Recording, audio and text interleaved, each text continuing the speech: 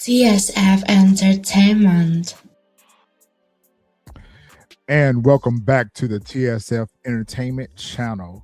It's Retro CG in the building on this good Sunday afternoon, joined by my co-host today, Mr. M2. What's going on? What's up? What's up? Ain't nothing much. So we are here to say goodbye to the Nowhere Man. It is season 1, episode 6. It's the last episode for the season, and it was titled It Ends Here. So this is a season finale. We have no more episodes of the Nowhere Man. Boo. Right? This sucks. They need to keep it rolling. This should have been more than 6 episodes. All right, before we get into our recap, I want to ask you, what was your thoughts overall for the season? You know what?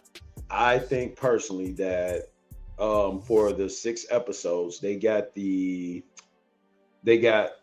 everything out that needed to be out. They got the storyline out. They got the main characters out. They answered a lot of questions, but there were some things left on the table that I feel like we are to assume this is why this took place or whatever. Maybe it's going to be something that they answer in a season 2. Who knows? But I gotta rate it out overall. I'm gonna say, man, 9.2 out of 10. I'm gonna go high on this one. Okay, so you're giving the season rating overall a 9 out of 10. Yeah. Damn, you ranked that pretty high. Only reason I didn't is they left some questions on the table. That's the only reason they didn't get a 10 out of 10. We had the action, we had the action, we had the drama, we had the storyline. We had excellent character background and who this person was and who this person was to this situation or what have you. And I think that they did an excellent job with season 1. Okay. So I will agree with you on that. I think the season overall was a pretty good season. I don't know if it's just me or did you feel the same, but the pacing for this episode, actually for the last 2 episodes, the pacing for these 2 episodes felt very rushed. Yeah. It felt quick. Yeah, it did. It moved. It got on down the road. So I guess I will give it a 9 as well. I'm leaning more towards an 8, but I can live with a 9. And I think for the same reason as you, we have a lot of questions about some things that we'll probably get into in our review. All right, so with that being said, let's go ahead and jump into our review and our recap of episode 6. All right, so the episode synopsis. Out of options, Lukas is lured into a deadly trap at an abandoned salt mine. With the lives of those he loves on the line, he braces for a final stand against the men who have destroyed so many lives, including his own. All right. So the episode kicks off at the Angolan border. I know that this is in Africa, but I don't know in distance is how far is this from. I think they're in Johannesburg or either Cape Town. I can't remember where the shelter is at, whether it's in Johannesburg or Cape Town. I don't know how far this is from there. It's also 5 years earlier. So 5 years ago, which we saw that in one of the other flashbacks that it was 5 years in the past. We have Lazarus that's on the phone, and he is negotiating this deal with this unknown person on getting these diamonds. So they have not made it clear, but we have figured it out that this set of diamonds that they stole 5 years ago is for a different set of buyers than the diamonds that we are going to talk about in this episode. So he is negotiating a deal to sell the diamonds for $8 million. And he wanted $4 million up front. Okay, so he's on the phone working the deal out, and we see old sneaky snaky Damon comes up and both of them just look goofy as hell in this message. Damon kind of sits down and he's kind of flip about the whole situation when Lazarus gets a text from the buyer with the $4 million up front that he got the $4 million in his account, so the mission's a go. Damon's, like I said, is sitting there acting all flip about it and whatever. And Lazarus is like, yo, don't underestimate these dudes. They know what they're doing. They're trained mercenaries. Like, don't sleep on them. And so Damon's like, well, wouldn't it be just easy for us to unalive them all? And he was like, thank you, dummy. He was like, no, we're not going to unalive them all. We need to, unless you want to have a target on your back, we need to set one of them up as the mark. And I'm assuming that Lukas was the mark that he set up, because the one guy got unalive. He faked his unaliving. And then Jonah took a shot. They didn't expect for Jonah to survive. So Lukas was the only one that he planned on leaving behind. So we get to the infamous scene that we've saw over and over again in these flashbacks where they're out in the jungle. We see Damon and his crew are on land. So the helicopter lands. They're watching them from a distance. So this is before they go and steal the diamonds. Because remember, they landed and they kind of marched to the mine and waited till that night to get the diamonds. So this is the first part of that. Okay, so they're kind of just like scoping everything out. We saw in the flashback last week where Lukas heard the sound. What he heard was Damon them in the bushes. So they almost blew their cover. He almost blew their cover. And so they're kind of watching and seeing what's going on.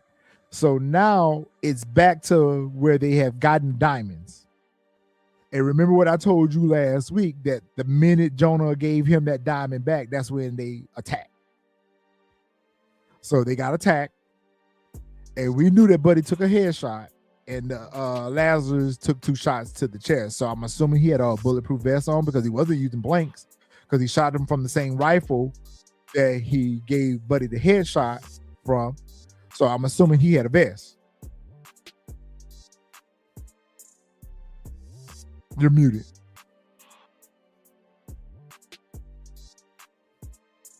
No sound.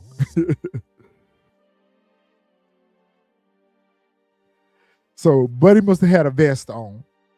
And so once Lukas and them are under attack, Lukas and them starts shooting back.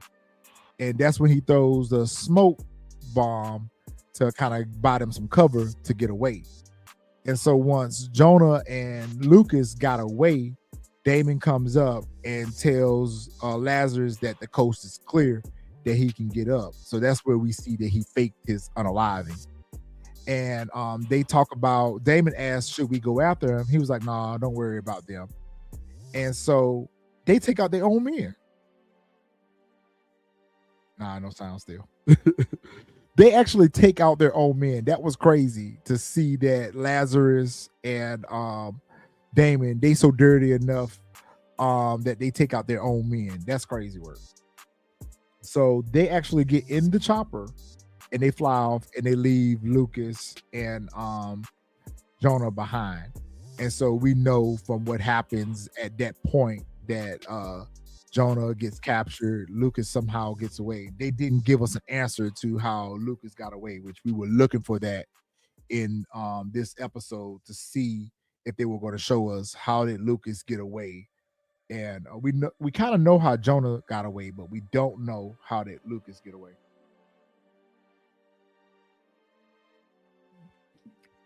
Check your audio settings, bro. Still not hearing you.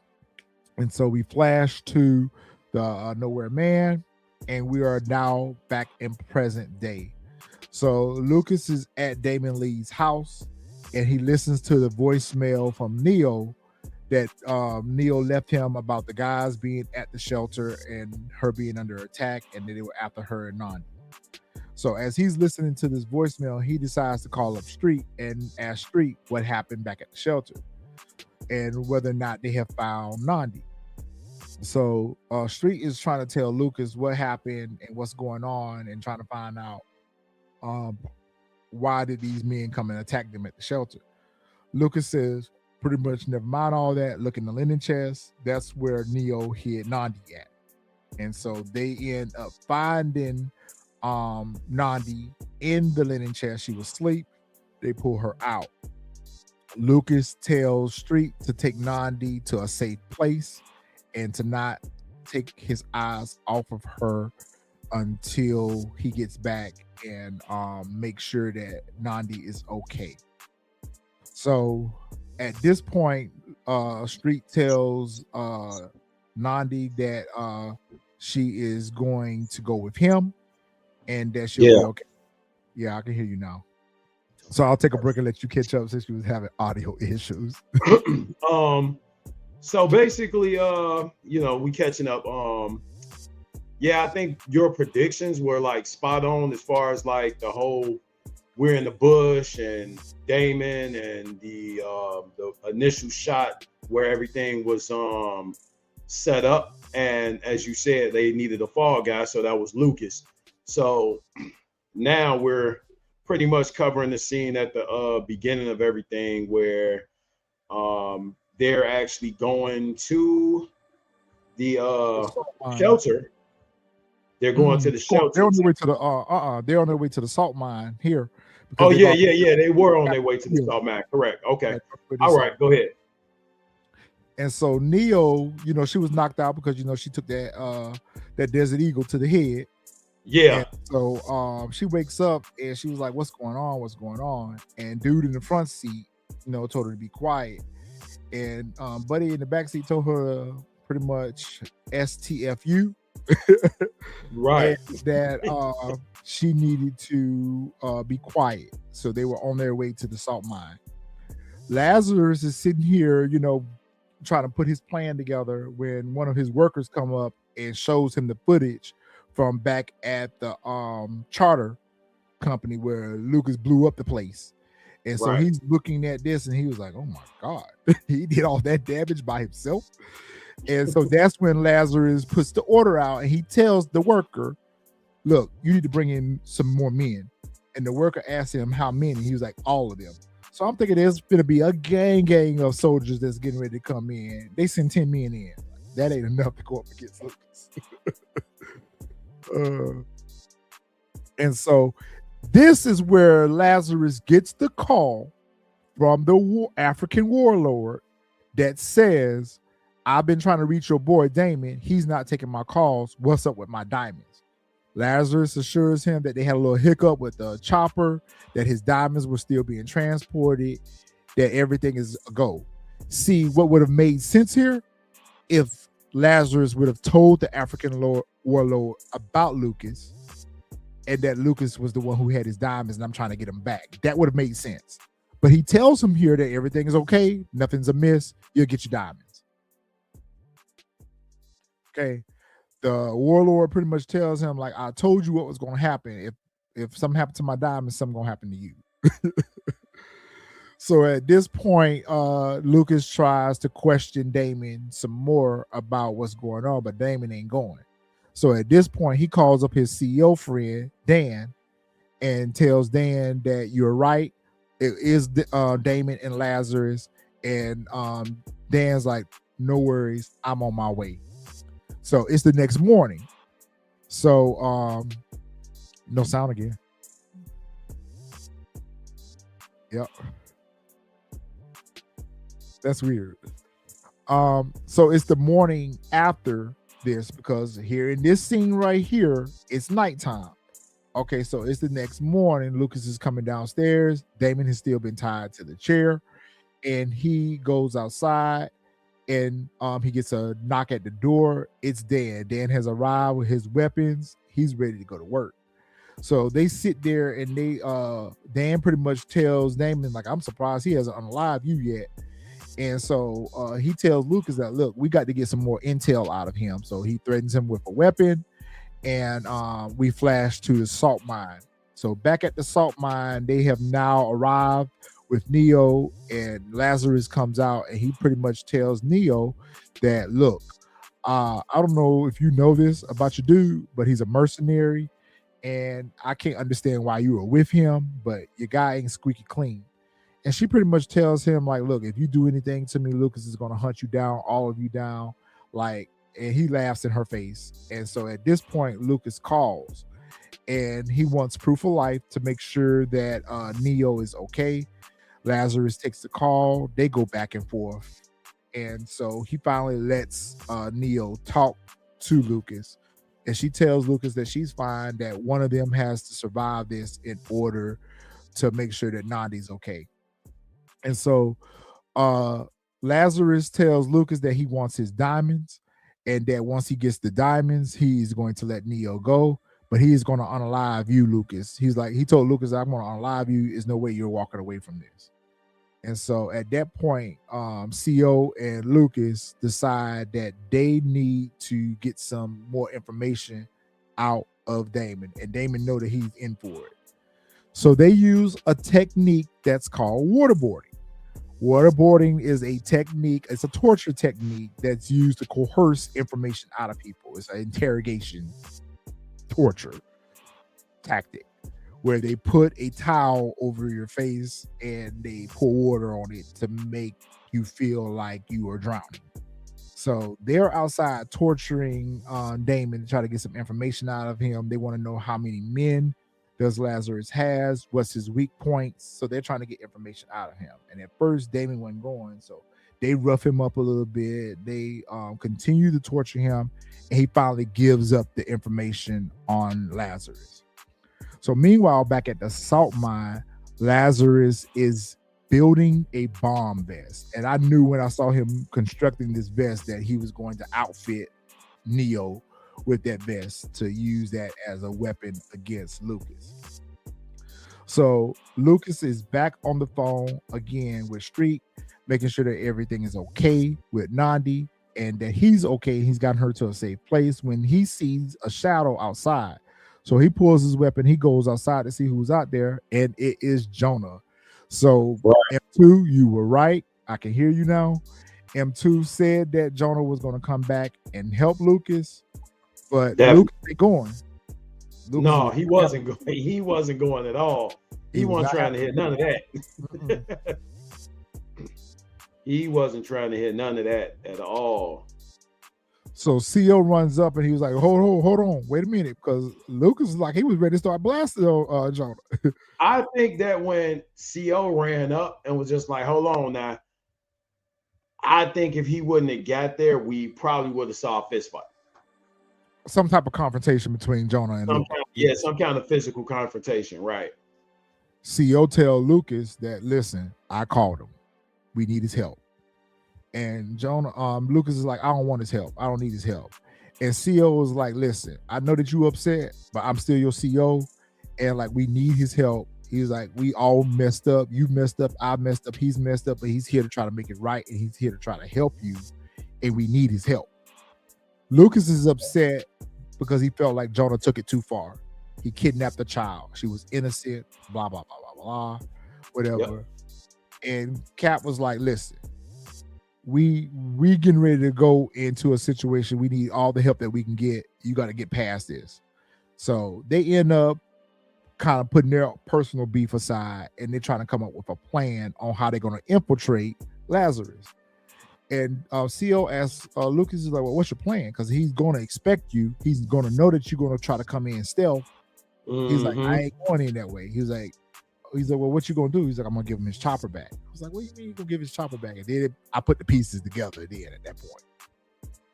So back at the salt mine, Lazarus has decided to outfit Neo with the bomb vest, and he has turned the transmitter on. So basically, he can remote detonate the bomb vest on Neo. And I would have thought that she would have been a little bit more panicked here, but she actually did good. She held it together. Yeah. But she also knew that Lucas was going to come and see about her. So they come outside. Lazarus also told her, like, any little he did. Little wrong move, or if you cough wrong, they're going to be basically picking you up with a sponge. Yep. So what's happening here in this scene? Is this where they hear Lucas approaching? Let me see. Yeah, I think they heard the helicopter overhead. Yep. And he basically came through and he did the flyby the initial time, and then came back around, and of course you got Damon here, just flying along, and he just basically like, hey, he's not gonna he sees you coming, he know what your plan is, and he's basically letting it be known like he gonna kill us both. He's gonna take both of us out, and it's over with. Yep. So you got Jonah and Cap. They have arrived as well, and they're kind of watching everything from the ground. Now, this right here is a little bit unrealistic. There's no way they should have been able to infiltrate them. No way they should have been able to get on the perimeter. If he had all these guards, he should have had every aspect besides air covered, which Lucas's plan was a good plan to attack them from the air rather than on land because they were expecting that. Jonah and CO should not have been able to hide in plain sight right here in front of them. I think that him flying overhead in the chopper is what created the diversion enough for them to sneak in. Is what I think. Oh, okay. That makes a lot of sense to me. Because everybody was kind of like everybody that was there, the armed men and Lazarus, everybody was pretty much watching the chopper like fly overhead. So I think that's what created that diversion for them to get in and kind of set up. Okay, that makes a lot of sense. So this is the infamous scene that we seen from episode 1, where we were trying to figure out what Lucas was doing when he was sticking up this chopper or whatever. Well, we see now that this was what that scene was. Lucas is a beast. Lucas is a beast. Lucas took and left him a little present in the back seat out of the chopper. And to your point, Marv, M2, that was a very good point you made off camera about this whole situation. Him jumping out of the chopper and allowing the chopper itself to be a diversion. That was a really good plan because he blew the salt in their eye. And it allowed him to jump out of the chopper and hide and to be able to attack them on ground. But he almost took his girl out. He sure did. He almost took his girl out. He almost took out Neo, that's for sure. He almost took his girl out. And so now they're all on land and they are taking them out one by one. Jonah is the beast. Jonah is the Winter Soldier. Yeah, he definitely. I told y'all this in another review because when I saw how Jonah threw them hands, Jonah got them hands, yo. Jonah be don't put that work in. He's a good shooter. You see that he's a good shooter. He's a good sniper. He's sniping them off from a distance before he even starts any hand-to-hand combat with any of the guys. So we see him starting to pick them off. Cap did his thing. He took out one guy on land too, but y'all should have left Cap at home. He wasn't doing nothing. So he brings Neo back inside and puts her with the worker and tells him that if Lucas comes anywhere near her to unalive him. And he's like, where you going? To hide. That's where he went. To go hide. He reminded me of Pumza. You remember when Pumza was trying to go back into the panic room? In his panic room, yeah. So Lucas is coming in and he's picking them off one by one. He's taking them out and he gets to the inside. And so the CO has gotten to the inside as well. He takes out one guy. He takes a bullet to looks like the arm, and he's able to get to Neo and defuse the bomb on her, and she's able to tie up his wounds so he can at least stop some of the bleeding or whatever. And so by the time he gets finished disabling the transmitter, Lazarus approaches them, and I was glad that he was able to do that before Lazarus realized that he had deactivated the bomb. Yeah. And so I need for you to explain to me because I see even with Jonah and Lucas and Cap and even with Lazarus, they switch back and forth from the assault rifles to the handguns. Why? Just for film? Pretty much low, probably the low ammunition on the rifles, because with that particular situation, typically if you're not going, the fastest way to stay in contact is basically to swap out your weapons. primary to your secondary. So Okay, that makes sense. switching I out know you're a the weapons person. primary and going to the secondary, you can always reload when danger is kind of the danger level has kind of lowered. So then you can kind of reload. Okay. So he approaches him with the assault rifle, which I don't know why he felt like he needed that. All he needed was the handgun, but then he goes to the handgun at some point. So Lukas is creeping up on him, and Lazarus is yelling out, like, Lukas, I know you in here. And so at this point, Jonah is trying to get to the inside of the building. So he's still outside. Man, he must have took out like 5 dudes right here. Jonah, man, Jonah, he with it. He with it. So where did he get? Where did he get? He got hit in the side. The side, he right? Got hit in the side. Okay, that's what I thought. And yeah, so with Jonah this whole season, he been hit about 5 or 6 times. In this episode, I mean, this is when he took the worst of it. Like, this man had been whipped on. He'd have been cut with a hot machete. He got blown up. He got shot in the first episode in the leg. And I mean, like, he just keep on going. He's Wolverine. He got a healing factor. You're right. So Lazarus makes himself known. Lukas makes himself known. They have a standoff. They go back and forth at each other, whatever. And Lazarus is like, I'm finna end it all. But I thought it was kind of strange that Lazarus, you haven't gotten the diamonds yet. That's what you wanted, but you were ready to delete them before you even got the diamonds. You know what? I didn't really think about that, but now that you mention it, yeah, he never got the diamonds, and Lukas never told him where the diamonds were. And he was just gonna end everybody. Yeah, he was gonna end everybody. So I mean, to be honest, if you go back and look at that episode, look at that scene, he was actually about to detonate the vest, and he was still in close proximity. That would have took him out too. Gonna blow up too. That's what I was thinking. The same thing. Like, maybe he was gonna run off. If he would have ran off and hit the detonator, that would have made sense. But you standing right there in front of him in that close proximity, bro, you finna blow up too. That was a lot. That was a lot of munitions he had on that vest. That would have took out the building. That would have took out the building, exactly. Yeah. And so CO was able to whisper to Lukas that he had already defused the bomb and whatever. So he goes to press the button on the translator. He's standing feet away from them. And right. Like, you want to blow up too. That was poor post-production right there. They should have caught that in post-production. They should have had him tie them up or something, and then him walk off and press the button or something like that. That would have made more sense.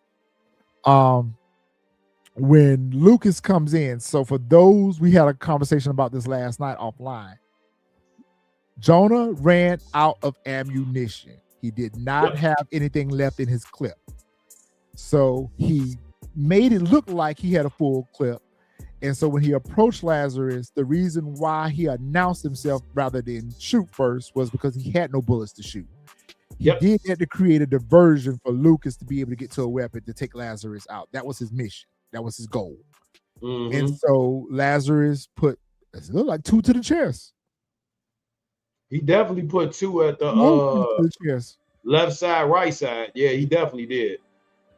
And we talked about this offline as well. Nobody wears vests in Nowhere Man, but Lazarus, I guess. Yeah, it was like a tactical vest. Like, it wasn't a bulletproof vest, but it was just like, a vest enough to hold your magazines, and if you had grenades on you, a knife, just kind of like a tack vest. That was it. So Lukas was able to get a weapon and push Lazarus' wig back. All the way back. All the way back. Off into it. And so they run over to see about Jonah. And I guess, I don't know what CO was over there doing. I don't know if CO was over there running his pockets or what. CO was over there robbing them. I didn't even peep this thing. I laughed about it. I was like, damn, CO must be over there running his pockets. I don't know what he was trying to do. Transfer money from his bank account or what he was over there doing. So Like, what you Jonah gonna do for? and Neo and Lucas are together, and they run over to see about Jonah, and Jonah is begging Lucas to let me go. Let me go. He's like, there's nothing left for me here. I want to be with Anya. And so Neo says we need to get him to hospital right now. I'm thinking to myself, how y'all going to explain this when y'all walk into the hospital? But okay. So Jonah always passes out, and it always makes you think that he's passed on. He does it Yeah. every time. So he passes out, and he has a flashback about Anya. Oh, he's in the light right now. He's getting ready to go be with her. And so then it flashes to later on, I guess a couple weeks later, maybe, they're at a gravesite. So you see Jonah walks up, and he has survived. How he survived, I have no idea, because Jonah should have been alive in this episode. Yeah, he And I definitely wonder should. why they kept him alive. Which was crazy because I was like, I felt as though he was gonna be that sacrifice in order for Jonah to, I mean, in order for Lucas to move on. And then I'm like, wait a minute, what is he doing here? Like, he made it. He survived again. Yeah, he survived But again. then it made sense that when you watch, if you watch a lot of movies where that character is like in the light and they're seeing someone that they're basically trying to reunite with, if you can kind of gauge Anya's body language, she was kind of just like, not right now. You know what I'm saying? Without saying it, yeah. he was just kind of like, yeah, not right now. One day, but not right now. And then Lucas also made the statement when he said, just let me go, let me be with Anya. Lucas was like, she can wait. He did say that she could wait. Yep, he sure did. He told her he told Jonah she can wait. So he did say that she could wait. Yep. I think that was like that moment of redemption between Jonah and Lucas.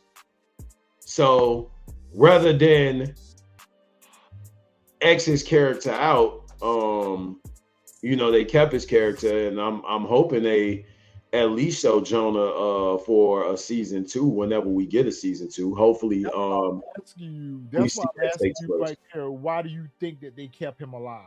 I guess because they want to continue to use him for season 2. Yeah. Okay, that makes a lot of sense.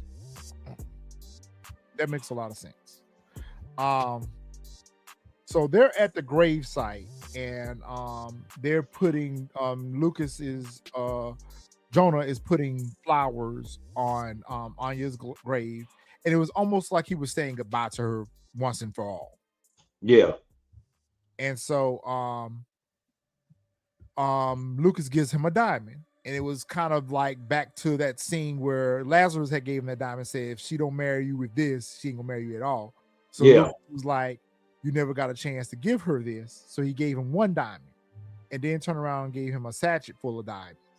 I think to myself, what y'all gonna do with these Jonah might know what to do with these raw diamonds, but right.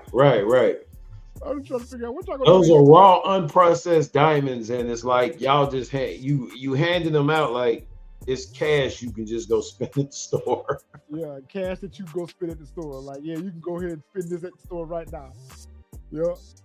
So he gives Jonah a bag full of diamonds, and he gives him a hug, and he asks Jonah, like, what's your plan from now? Jonah says, I'm finna hit the road. They kind of say their goodbye. But we know that this is not the end. No, definitely not. We know that if we get renewed for season 2, they are going to reunite.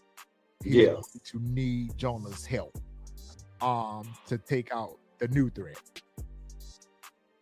Okay, so we're back at Ruby's house. We're back at the shelter, and we're gearing up for a party. And I thought this was going to celebrate Neo and Jonah Neo and Lucas. For some reason, I thought here that Neo and Lucas had got married. Yeah, having like a celebration for them. But it turns out that it's a celebration for Nandi. So Lucas is sitting here looking at everybody. You know, Lucas don't go for none of this stuff anyway. This is a little bit too much for him anyway.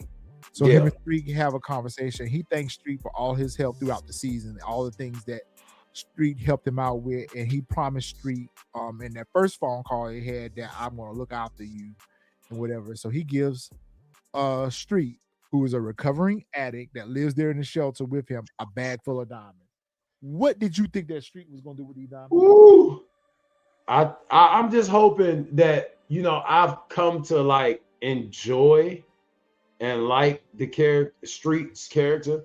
I feel as though he's a essential part of Lucas's inner circle, because Street has a very strong sense of loyalty. He does.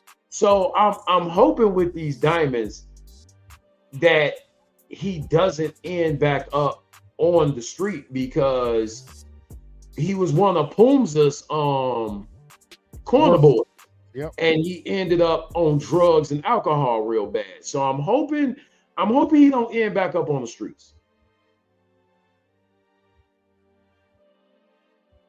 Yeah, because it all depends on what happens with the shelter. I agree with you on that. I'm hoping that Streaks continues to stay with them, which kind of defeats the purpose. Like Streaks going to still stay there with you guys, so you giving him these diamonds as if he's getting ready to go off and do his own life, unless Lucas and Neo plan on leaving the shelter and start their life with Nandi.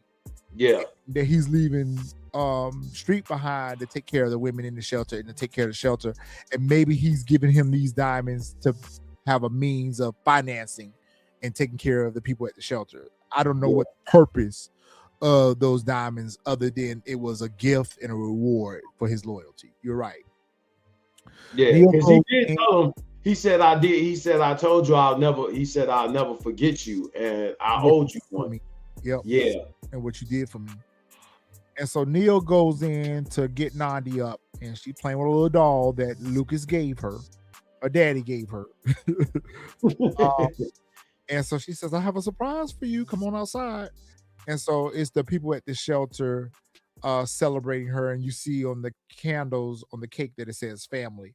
So we learned in the last episode that Neo got approved to be her foster mother, and I'm assuming that they're now going to be a family. Lucas, Neo, and Nandi are going to be a family, and he also made Street her godfather. Yeah, he said in episode 5, he said he told her during the phone call when he was actually going out to handle the other part of the mission, and that's when he was going to the charter company again. And he said, when this is over, we're gonna start a life, us 3. Okay. He did tell Neo that. Yeah. Yep, he did. Yep, he told Neo that. Okay. And so this is where things really start to break down for me. So outside of the shelter, we see the Range Rover pull up, and we know that Range Rover was the same Range Rover that the African warlord had been riding around in. And he tells them in French, he speaks French, he tells them in French that be careful, they're dangerous, unalive them all. How does he know that Lucas has these diamonds? How does he know where this shelter is not safe? It has not been safe since Poom's gang ran up in. They need to shut the shelter down. They need a whole new facility in another country. I mean, they got enough. Hey, look, all those diamonds, raw, unprocessed diamonds, you can build the shelter elsewhere. Like, because this ain't good. But overall, and that is the end of the episode. So it is a plot device setting us up for season 2 if they get renewed for season 2. Come on, Stars. Y'all bought the rights to the show. Don't do us like P-Valley and have us wait 3 years for Nowhere Man, especially if you're only going to produce 6 episodes. Don't have us wait 3 years for 6 episodes. Motion Story, good job. Notori Naughton. Now I give you a hard time as your character as Tasha St. Patrick in Power, but you guys did a great job producing this show. You guys did a great job, and we were highly entertained. We got questions, so if y'all need some, y'all need to go over and watch our reviews. Y'all need to go and watch our reviews because some of the questions that we have, y'all need to give us some answers to in season 2, and this needs to be one of them. How did the warlords find the shelter? How did they know that Lukas had the diamonds? How did they know where to find these folks at? I hope Stars picks this up for season 2. At least give us a season 2. If you're not going to give us anything beyond a season 2, give us a season 2. Yeah, definitely. I agree with that. A lot of questions that's asked. What are some of the questions that didn't get answered for you? Yeah, huh? What are some of the questions that didn't get answered for you? I think we pretty much are in in agreement. Like, I definitely want to know how the warlords actually knew where to find Lukas. How did they know that Lukas had the diamonds? How did they even know that they were all quote unquote dangerous? How did they know that? How did they know it were dangerous? Right. How did they know that? I mean, who were they talking to previously before they went to? Unless they answer that in a flashback where we see Lazarus contact the warlord and tell the warlord that Lukas has your diamonds. That'll be the only way. Well, okay, I give Notori Naughton Motion Story. I just gave you a free one. Give me a shout out. Plug TSF Entertainment in something. Give us something for that. We've given you a way to write that into the story. This is how you write that into the story. You show a flashback scene of Lazarus reach, and then it'll also make sense why Lazarus wasn't concerned about trying to get the diamonds. Right. Lazarus, they need to show in a flashback that Lazarus reached back out to the warlord and said, the man who has your diamonds, his name is Lukas. He lives at a shelter. This is how you find him. Yeah. So if something happens to me, this is who has your diamonds. That's how they can write that into the story. Especially with flashbacks being a real big key factor in the show, in season 1 in the show. Yeah. So that could be something that they continue on. So it's letting the viewers know that this is how they found out. This is how they took place, because those flashbacks is how we got a lot of information as far as the show, and the placement of the flashbacks were perfect. Not that it really matters at this point, but if you're going to continue with the character Jonah, you also need to answer in a flashback as well why did Anya unalive herself and her unborn child. True. We're going to we've assumed that she unalived herself because she thought that Jonah had been deleted. Yep. And because of her grief and her love for Jonah, she decided to take herself out. That's the only plausible explanation as to why Anya unalived herself. Yeah, because that's what we're led to. So that's what I assumed, that she took herself out because she basically felt as though Jonah had been unalived during this last mission, because he made it clear that this was he never came back home. Yeah, and he never came back home. Yep. And maybe even Lukas tells her Jonah that he didn't make it. Yeah. Yep. That will make sense. All of that will make sense. So Motion Story, Notori Naughton, Miss Lewis, we got you. If y'all want to give us a cameo appearance, we'll take that too. True. I don't want to be unalive. I don't want to be unalive. Let me get away. I don't want to be unalive. All right, so that is it for the Nowhere Man. Again, overall, good job. Good job. We watch a lot of the African shows on Netflix, and this kind of reminds me of Shadow a little bit. And I think Motion Story did Shadow as well. So this kind of reminds me of Shadow a lot. That's what drew me into the Nowhere Man, because it was very reminiscent to Shadow. It wasn't as crazy as Kings of Johannesburg, where they had powers and all that stuff. It wasn't crazy like that. It was really nicely done. I think 2 more episodes would have given us a lot of these answers. It would have given us a little bit more context to set us up for season 2. So Stars, we're going to keep faith alive that it's not going to take 3 years to produce season 2. come on, give us season two. I know the viewership may not have been that high for this show. I see that a lot of people didn't review the show. Y'all missing out. It was action packed. It was good writing, overall good writing. Little nitpicks, we gonna always nitpick the writing, but overall, it was a really good produced show. And I feel like Motion Story and Prime, y'all did a good job producing this show. So give us a season two so you can wrap up the story of the Nowhere Man, keep the adventures of Lucas going. I think this mercenary for hire, this hero for hire thing that y'all tried to set up with season one, keep that going. Where Lucas is helping people that can't help themselves. Keep that going. Have a team up with him and Jonah, episode or two. We don't need to spend more time with Jonah, but have Jonah pop in when Lucas get into a tight bind and need some help.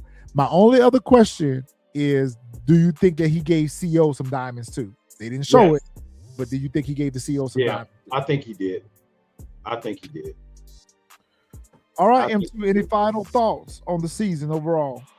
I think that after watching different reels from Notori and just the overall show, when she was asked how can we get a season two, she was just making sure like people get the word out there. I think as far as the TSF Entertainment and the podcast, I think we did our due diligence because a lot of people didn't know about the show that actually follow us, and they were like, "Oh, we're going to check this out." So, I mean, people, talk to us about it through the chat. People talk to us through, if they have our personal lines of communication, text messages, and hey, I was lost on this, but I didn't understand it. I'm like, oh, okay, see, well, you watching it, so that's good. But I'm definitely hoping they come back for a season two sooner rather than later. And I'm hoping that if they do, let's get those questions that we have, and hopefully they're watching this. The questions that we had, let's get those answered in the first two episodes, because they did a good job at answering questions in the very beginning of these flashbacks that really helped us out. All right, so there you have it. Our take on the Nowhere Man. We were here for it. We sat down for every episode. We did it just like how we did with the Power series. Midnight on the Stars app Thursday night. We were there, front and center, ready to watch. Oh yeah. And we've watched the episode 2 or 3 times just to make sure that those viewerships go up. We're reviewing every episode, so we are here for the Nowhere Man. So we support this project, and we're going to continue to talk about it, even though we're shifting gears a little bit. So those of you who are a fan of Cross, we're a little bit behind getting started on our recaps, but we will be reviewing season 2 of Cross. I got some things to say about that, but I'll save it for that. Oh yeah, definitely. Definitely. Happy with season 2 so far. But anyway, thank y'all for tuning in. Those of you who watched our reviews for Nowhere Man, make sure y'all hit the like button, hit that share button, hype the video up. Let's get this in the algorithm so we can go ahead and do our part to help get season 2 picked up. Oh yeah. All right, guys, we will see you all in the next video.